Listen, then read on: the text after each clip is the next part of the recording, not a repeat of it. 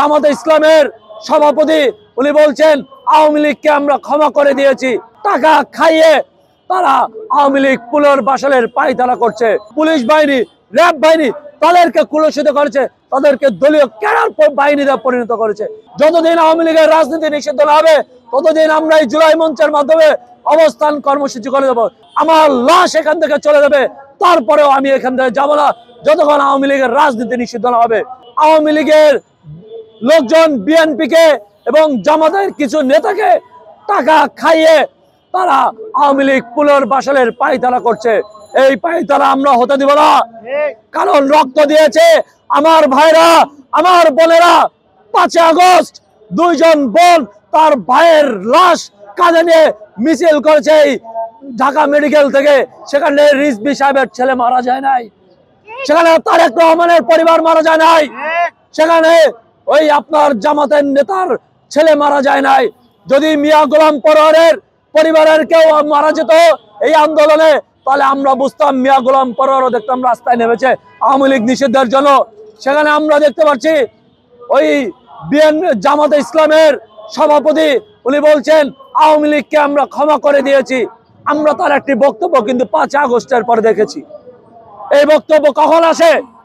যখন তার মনে হয় না এই আন্দোলনে তার স্টেক আছে, তার অবদান আছে, তখন এই ধরনের বক্তব্য দিতে পারে। কেউ আওয়ামী লীগকে ক্ষমা করার নাই। আওয়ামী লীগকে একমাত্র ক্ষমা করতে পারে 2000 শহীদের পরিবার। যেই 2000 শহীদ হয়েছে তাদের পরিবাররাই শুধুমাত্র আওয়ামী লীগকে ক্ষমতা করার এখতিয়ার রাখে।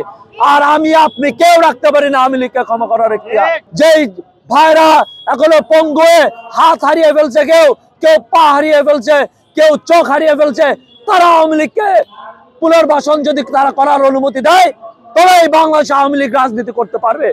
আদারওয়াইজ কেউ আওয়ামী লীগের রাজনীতি নিয়ে প্রশ্ন করতে পারে না। যতদিন আওয়ামী লীগের রাজনীতি নিষিদ্ধ না হবে ততদিন আমরা এই জুলাই মঞ্চের মাধ্যমে অবস্থান কর্মসূচি করে দেবো।